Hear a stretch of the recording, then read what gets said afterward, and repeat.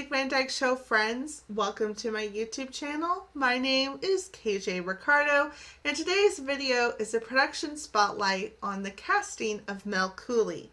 Once Maury Amsterdam was cast as Buddy Sorrell, it became obvious that the show needed a character who would be at the receiving end of Buddy's jokes and insults.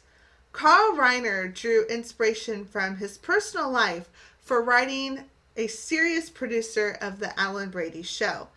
Mel Cooley was based on a couple of producers that Carl Reiner worked with when he was a part of the show, Your Show of Shows. Carl said they were good guys, nice family guys, but they were also the kind of guys that took from everybody because they were always the ones bringing us bad news. And since you couldn't go up to the vice president of NBC and yell at him, you'd yell at these guys. Carl Reiner decided that Mel Cooley would be related to Alan Brady, his brother-in-law, because it would make the show more fun. It would make that relationship funnier for the audience. Carl Reiner knew that Richard Deacon was the perfect choice for Mel. He was a popular character actor at the time, and he had a good reputation for playing dozens of similar characters in various films and sitcoms during the 1950s. This includes recurring roles on A Date with the Angels, as well as The Charlie Farrell Show. And he had a lengthy recurring role as the long-suffering Fred Rutherford on Leave It to Beaver. This role convinced Carl Reiner to bring in Richard Deacon for an audition, and so he could audition for the part of Mel Cooley. And Carl said he just looked so right. He was angry and fussy, just wonderful for the part. Mel Cooley's most famous characteristic is that he's bald. This inspired countless one-liners from Buddy Sorrell that would complete the impeccable chemistry and atmosphere at the Alan Brady Show office. However, according to Maury Amsterdam, Buddy's habit of teasing Mel with his bald jokes wasn't in Carl Reiner's original scripts. Instead, the jokes came from brainstorming conversations between Maury and Richard. Maury said, "I was always kidding Richard Deacon about his bald head. One day we were kidding around and Deke said something innocuous, and I said, 'Deke, that makes no sense at all. Sometimes I think your hair didn't fall out, it fell in and clouded your brain.' It broke up everybody on set, and Carl came running out and said, 'Let's keep that in.' And that was the start of that relationship between me and Mel." So Maury and Richard would often brainstorm new jokes, and they had a really good friendship. The show's producers occasionally allowed Mel the opportunity for a comeback, so the Buddy versus Mel debates wouldn't seem too one-sided. The most famous comeback was born in the show's 7th episode, Jealousy. During the rehearsals, Carl Reiner and director John Rich were searching for a good comeback for Mel. Carl finally turned to Richard and asked him how would he react to a tormentor like Buddy in real life. Richard just uttered, "Yes." It was perfect. It made everybody laugh, and this response was incorporated into the show whenever it was appropriate, and it's associated with Mel Cooley. Good night, Mel. Yes, good night, Sally. Good night, Rob. Yeah.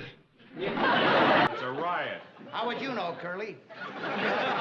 Will you please tell this person that I was not hired for this job to be the butt of his jokes? Hey, whose jokes were you hired to be the butt of?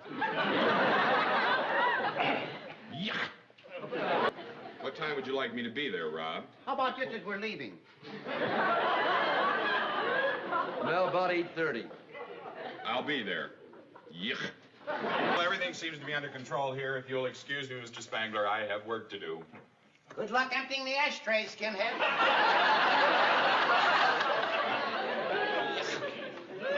Loves me. Richard Deacon was really different from Mel Cooley. The show's film editor, Ben Mullen, said Richard Deacon was the funniest human being on the face of the earth. In fact, during one of the show's Christmas parties, Richard performed an impromptu striptease for the cast and crew. Ben Mullen said, all of a sudden, Deacon decides he's going to do a striptease, and so he got up and started to strip to music for 20 minutes.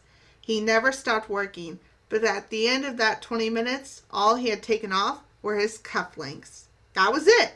He was just a funny, funny guy. Richard Deacon was universally loved by everyone on set, unlike Mel Cooley. Carl Reiner said he was a joy to have around. Maury and Rosemarie loved Deacon. Everybody did. He was a dear man. And that's it. That's all I have for you this week. I hope you enjoyed learning more about Richard Deacon and how he was cast in this role as Mel Cooley. I can't imagine anyone else playing Mel besides Richard Deacon. As I talked about last week, I made a compilation video of Mel's best moments. If you haven't watched that video, be sure to check it out. Richard Deacon was meant to play Mel Cooley. He was perfect, and Carl Reiner saw that because Richard Deacon played similar type of characters, especially on Leave It to Beaver. And so it was just perfect, and he rounded out the cast. He was great friends with Maury Amsterdam, which you wouldn't think that with Buddy Sorrell and Mel Cooley, but behind the scenes on set, Richard Deacon and Maury Amsterdam were really good friends. And so it's really nice to learn this, and I hope you enjoyed and learned something new.